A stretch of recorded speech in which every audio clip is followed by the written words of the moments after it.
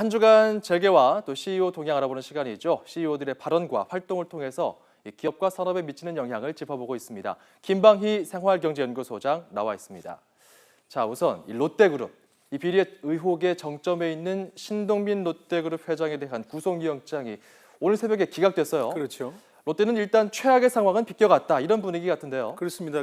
신동빈 회장이 구속될 경우에 롯데의 경영 공백은 물론이고 경영권 분쟁에도 영향이 있을 뻔했는데 신 회장과 롯데로서는 일단 한숨 돌리게 됐습니다. 만일 구속됐다면 지주회사격인 일본 롯데홀딩스가 사실상 일본 전문 경영인 지배에 들어가고 형해 공세가 거세지는 등 어려운 상황에 직면했을 겁니다.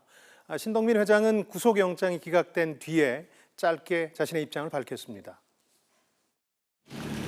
우리 그룹은 여러 가지 미흡한 부분이 많이 있다고 생각합니다.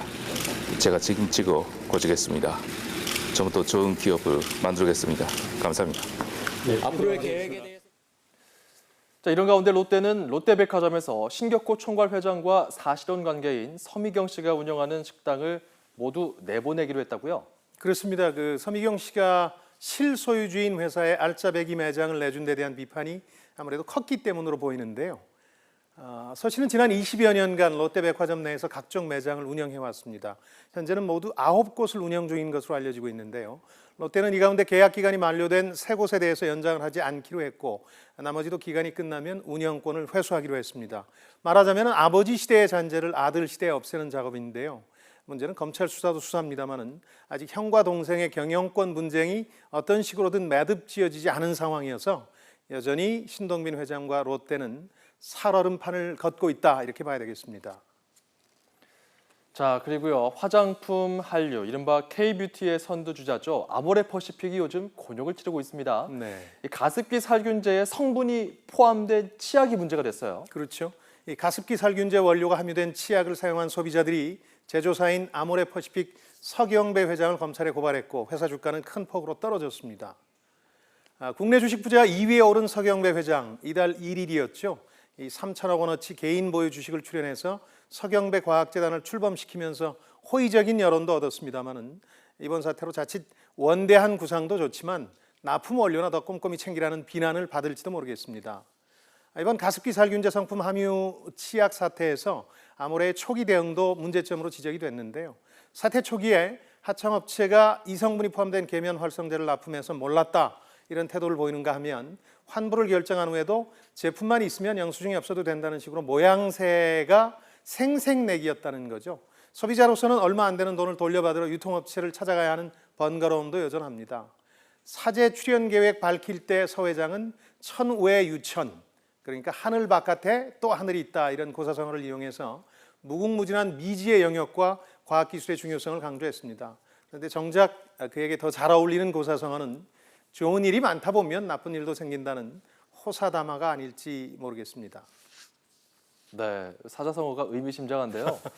자, 그리고 또 이 눈물을 흘릴 때마다 누리꾼이나 많은 국민들의 관심을 끄는 분이 요즘 한 분 계시죠? 최은영 전 한진해운 회장 말씀하시는 거죠? 예. 이달 초에 이른바 서별관 회의 청문회 당시에 출석해서 울음을 터뜨렸습니다. 그러나 후에 웃는 모습도 카메라에 잡히고 해서 연기 논란이 좀 벌어졌죠.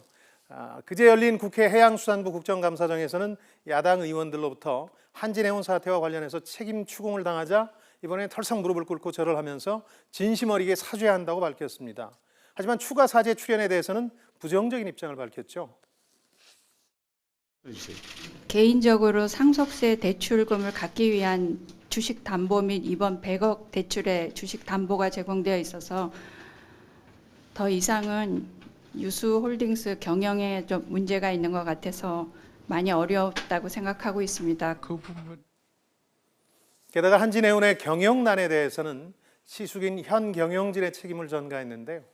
글쎄, 진심이라는 걸 어떤 기준으로 판별해야 할지 상당히 난감하기만 합니다.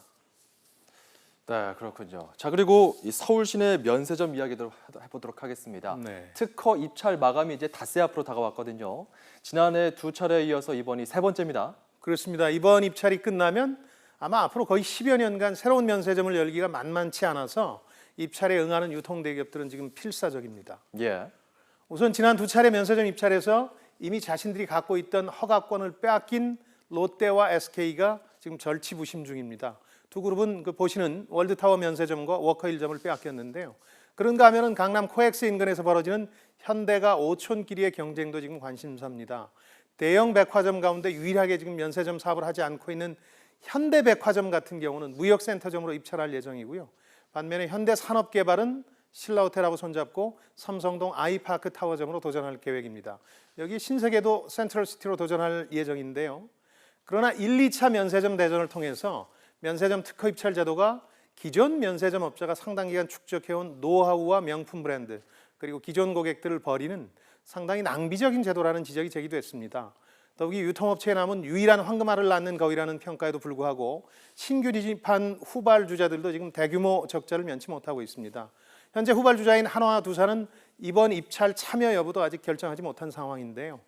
과거 이동통신 사업 당시도 그랬습니다만 늘 이 황금알을 낳는 거위라는 소리를 듣는 사업치고 실제 기업에 황금알 가져다 준 적 별로 없습니다.